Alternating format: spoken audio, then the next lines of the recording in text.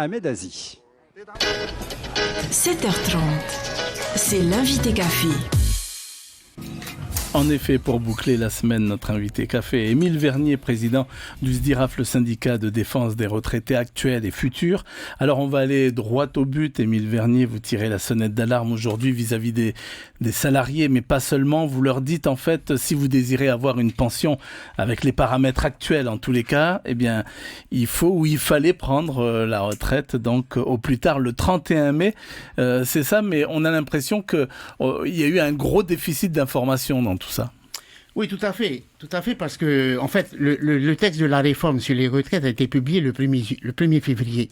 Contrairement à tout ce qu'on nous avait dit avant, parce qu'avant, on nous avait dit que ça allait être publié le 1er juillet pour une application le 1er janvier. Là, c'est sorti le 1er février, avec une application le 1er juillet. Donc, nous, j'avoue que pendant 3 mois peut-être, nous n'avons pas été... Nous, on n'est pas abonnés au journal officiel. Donc, on n'a pas eu l'information, parce que personne n'en a parlé. C'est l'occasion pour moi de dire aujourd'hui, ici, que je trouve que les salariés ont été abandonnés pendant tout ce temps-là par les syndicats de salariés, mais également par les responsables politiques. Parce que c'était aussi aux politiques d'expliquer ce qui se passait. Il y a des conséquences derrière de ce changement-là. Donc, aujourd'hui, c'est vrai que nous, dès qu'on a eu l'information, on l'a divulguée. Ça n'a pas été facile, parce que on pouvait aussi se tromper. Mais après grande réflexion, puisqu'on se voit tous les mardis, on a décidé de dire aux salariés de ce qui est étonnant, parce que nous, on s'occupe plutôt des retraités. Mais là, on était obligé de s'occuper des salariés, qui sont les futurs retraités.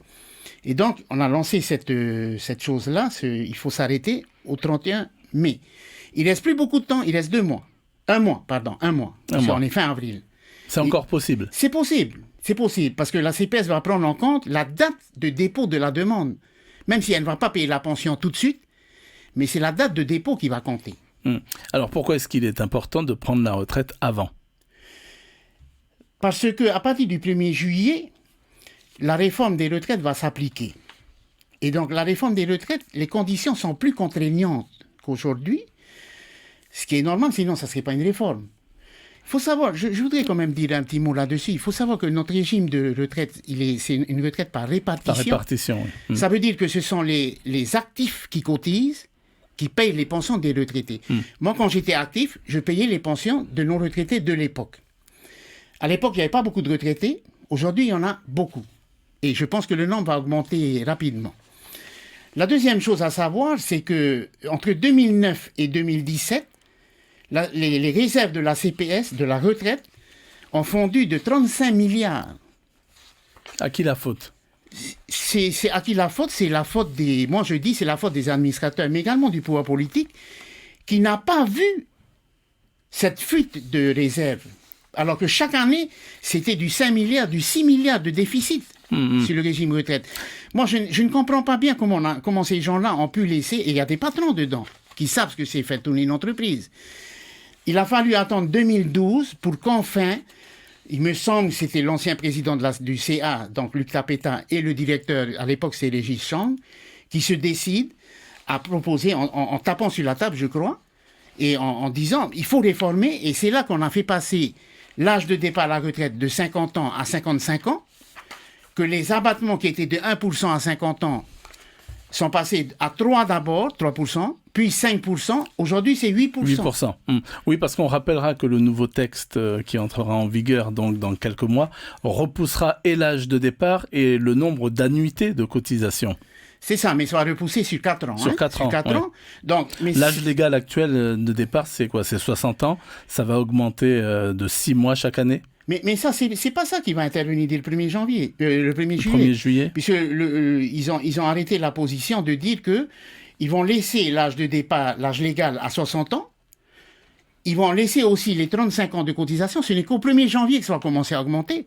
Par contre, la différence avec aujourd'hui, c'est qu'aujourd'hui, un salarié, dès lors qu'il a 35 ans de cotisation ou 60 ans d'âge, j'insiste sur le « ou », il faut une des deux conditions.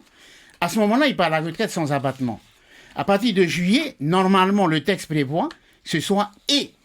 Il faut 35 ans de cotisation et 60 ans d'âge. Dès lors que tu ne remplis pas l'une ou l'autre, ou les deux conditions, tu as des abattements, la CPS va précompter des abattements dessus. Donc ça veut dire, moi je le dis, les salariés qui vont prendre leur retraite à partir du 1er juillet, leur pension va être diminuée. De combien? Ça dépendra des catégories? Ça dépendra des catégories. Moi, il y en a qui me disent ça peut être 30 000, ça peut être 50 000. C'est pas rien. Parce qu'aujourd'hui, tu peux partir à la retraite dès 55 ans, mais à partir du 1er juillet, tu pourras partir à 57 ans. Ça veut dire qu'il te manque beaucoup d'années d'âge et de cotisation.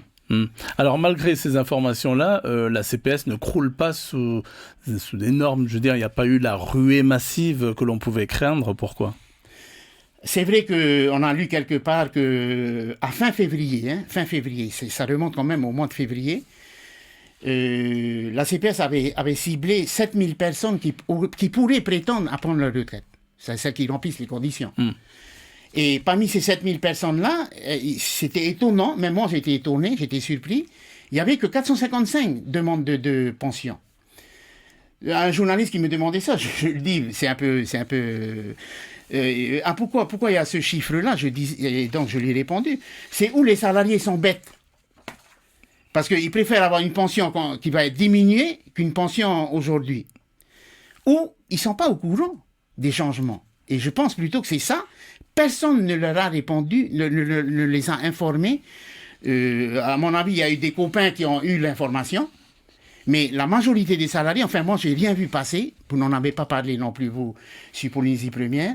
Il a fallu, nous, attendre le mois d'avril pour qu'enfin, on se rende compte que le texte avait été publié le 1er février. À partir du 1er juillet, la CPS sera en mesure ou non de fixer les montants des retraites?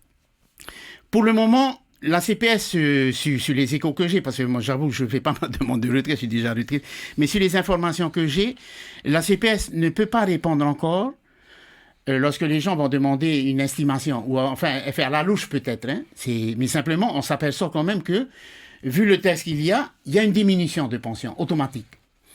Donc, il faut que le Conseil d'orientation des retraites se réunisse pour déterminer les paramètres de la retraite, notamment ça, ce sera quand, les ça abattements. Le gouvernement vient de nommer les membres du Conseil d'orientation. Nous, au ZIRAF, on a déposé notre candidature. Hein. Maintenant, la décision finale appartient au gouvernement. Je tiens à le signaler seulement au gouvernement. Il ne reste plus que 2 mois avant le 1er juillet. Nous sommes fin avril, il reste le mois de mai et le mois de juin. À côté de ça, il va falloir regarder les chiffres. À côté de ça, il va falloir préparer des arrêtés d'application. Il va falloir les publier au journal officiel. J'espère qu'ils pourront faire ça avant le 1er juillet. 1er juillet. Alors, les retraités vont augmenter, de toute façon. C'est même pas mathématique ou arithmétique. Qu'est-ce que je veux dire? Il y aura assez d'argent pour payer ces retraites. On peut se poser la question aujourd'hui. Nous nous sommes posé cette question-là. Je voudrais simplement signaler, bon, les choses évoluent quand même petit à petit, mais pour le moment, le dernier chiffre que nous avons, c'est lors de notre rencontre avec le président du pays, là, Edouard Fritsch, c'était vers le mois d'octobre l'année dernière. Il nous avait annoncé environ 4 milliards de réserves liquides. Parce que la CPS... Oui, parce qu'il y a des biens... il y a des biens, les biens sont immobilisés, mais en réserve liquide, il reste 4 milliards, ce qui est insuffisant pour une année de déficit. Mais moi, je crois que... Déficit de 5 milliards, à peu près. Mais ça a peut-être évolué un peu aujourd'hui parce que le climat économique va mieux. Donc, c'est possible qu'il y ait plus de rentrées d'argent, plus de cotisations. On sait que le nombre de salariés déclarés augmente. On n'a pas ces chiffres-là. Mais ce que je veux dire, c'est que c'est compliqué parce que nous, on s'est posé la question, est-ce qu'il faut pousser les salariés à partir à la retraite et éventuellement mettre en danger les retraités d'aujourd'hui? Mais la retraite, c'est un droit. Les Polynésiens ont cotisé à la CPS depuis qu'ils travaillent. Moi, j'estime que dès lors que tu remplis les conditions de partir, on ne peut pas s'opposer à toi. Hein, il faut permettre à ces gens-là de s'arrêter de travailler. Donc, vous ne répondez pas en même temps à ma question. Vous ne savez pas s'il y aura assez d'argent pour payer les retraites. Non, mais j'ai dit que normalement, il n'y a pas assez. Hein. Il n'y a pas assez. Normalement. Très rapidement, j'aimerais avoir votre sentiment, vous, sur le projet de loi donc, relatif à la protection de l'emploi local. Hier, le CESC a voté le texte en émettant de sérieuses réserves au terme d'un débat plutôt animé. Vous en pensez quoi, vous, de ce projet de loi dans les grandes lignes? D'abord, il faut savoir que le SDIRAF a été sorti du CESC. Hein. Il y a un retraité qui représente qui nous représente, en fait, mais c'est un fonctionnaire d'État. Je ne sais pas ce qu'il fout là-bas. Bon. Moi, ce que je veux dire, c'est que le CESC, nous, on se pose la question de savoir si on va postuler encore pour le CESC. On n'a plus envie de postuler, ça ne sert à rien. Ce qui me gêne dans cette histoire-là, c'est que quand je regarde les titres qui sont sortis, c'est que j'ai l'impression que le CESC veut gouverner à la place du gouvernement. C'est-à-dire... il donne son avis. Hein. Non, oui, mais c'est un avis. Souvent, c'est un avis, mais j'ai participé à des réunions au CESC. C'était devenu, je l'ai dit d'ailleurs au CESC, c'était devenu une assemblée bis à l'époque. Donc, aujourd'hui, je ne te cache pas que pour nous, le CESC, c'est de l'argent foutu en l'air. D'accord, donc, mais ça c'est pour le CESC, mais sinon sur ce projet de loi. Non, sur l'emploi local, moi je pense que c'est bien sûr, il faut protéger l'emploi local. Hein. J'ai vu qu'ils veulent faciliter même le licenciement. Hein. Je suis étonné de la part des syndicats, mais bon, ils ont décidé. Parce que jusqu'à présent, ils ne voulaient rien entendre là-dessus. Nous avons toujours été favorables à la flexibilité de l'emploi. C'est-à-dire que l'employeur, il doit pouvoir embaucher quand il a du travail. Et quand il y a moins d'activité, il doit pouvoir dire aux gens, bon, mais écoutez, vous rentrez chez vous et on attend... Oui, mais le critère, c'est quoi? Préférence locale ou pas? Non, préférence locale à diplôme égal. Égal. Évidemment. Hein? Il ne s'agit pas de donner la préférence locale à quelqu'un qui aurait moins de diplômes. Ici, moi, je te dis... moins de qualifications. Je te dis, ici, il y a énormément de Polynésiens qui ont des qualifications. Mais ils manquent d'expérience parce que c'est normal, ils sortent de leurs études. Je trouve qu'on devrait favoriser ces jeunes-là. Merci. Merci beaucoup, Émile Vernier. Je rappelle que vous êtes le président du SDIRAF, le syndicat de défense des retraités actuels et futurs. C'était l'invité café, 7h30 du lundi au vendredi.